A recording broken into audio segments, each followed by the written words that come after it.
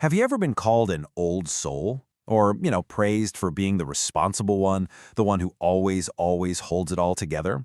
Well, if that's you, then this is for you. Because what if I told you that all that strength, it comes with a hidden cost? A kind of invisible fracture from your past that might be the very thing that's holding you back right now. Wow.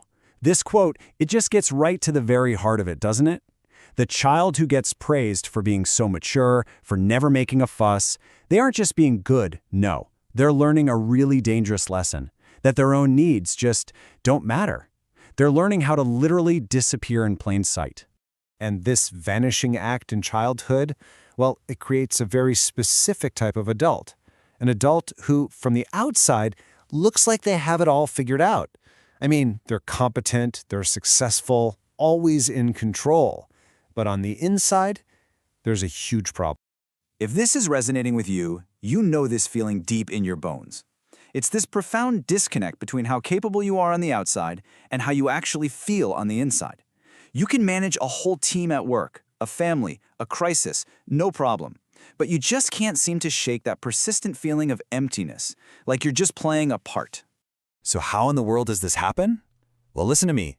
This is not a character flaw. It's not something that's wrong with you. It's a survival strategy. And it's one that was forged in a single, critical moment in your childhood, a moment we can call the invisible fracture. Let's just go back to that moment. I want you to picture yourself as a little kid. Maybe you're 7. You're in a room, say the kitchen, and you're watching a parent. But they aren't really being a parent in that moment. Maybe they're just consumed by their own struggles, or lost in sadness, or maybe they're just exploding with anger. And in that silence, a thought just clicks into place. And that right there is the moment. It's the moment a child trades their innocence for a mask of maturity. It's the moment you unconsciously decided that your own needs were a luxury that nobody in the house could afford. You became the adult in the room because you simply had to. Psychologists actually have a name for this. It's called parentification. But what's really key here is that it's framed as a neurological event. This wasn't just you having a tough childhood. It was a process that literally rewired your nervous system to be on high alert all the time, constantly scanning for danger and managing everyone else's emotions. The real tragedy, of course, is that this survival pattern, it doesn't just switch off when you turn 18. Nope, it follows you. It becomes the unconscious blueprint for your career, for your friendships, and especially for your relationships, and often with pretty devastating results. And this right here, this just illustrates the result perfectly. It's a state of split maturity. The world sees the mask, the wise, capable leader who has it all together. But you live with the fracture, that lost, emotionally neglected inner child who is still, after all these years, just trying to earn love by being perfect. You overachieve just to feel like you're worthy. Does any of this sound familiar? This is hyperindependence, and it's the main symptom of that fracture. It's that completely exhausting belief that you have to do everything yourself, that asking for help is a sign of weakness, that resting is dangerous, because your brain learned a long time ago that safety only comes from constant performance. Okay, so that's the hard part. But here's the crucial question. How do we fix this? How do you heal a wound that you've barely been able to even see for so long? Well, the good news is there is a path forward. It's not about erasing your past, but finally integrating it. And it all starts with a clear protocol. The whole process really begins with you becoming the parent to yourself that you never had.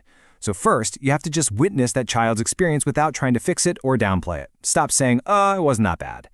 Second, you have to validate that your needs for safety, for play, for affection were real and they were legitimate. And third, you must consciously and actively give yourself permission to rest. Now that last step, giving yourself permission to rest, that is often the hardest one. I mean, your entire nervous system is wired for performance. So to even begin, we need a symbolic act, a conscious declaration to your mind and your body that the war is finally over. The great psychologist Carl Jung said it best. If you don't address this unconscious pattern of hyperindependence, it will continue to run your life. You'll just call it the way I am. But really, it's a story written for you by a 7-year-old who is just trying to survive. It is time to take back the pen. So let's do something together. Right now, a small but really powerful step to make this conscious.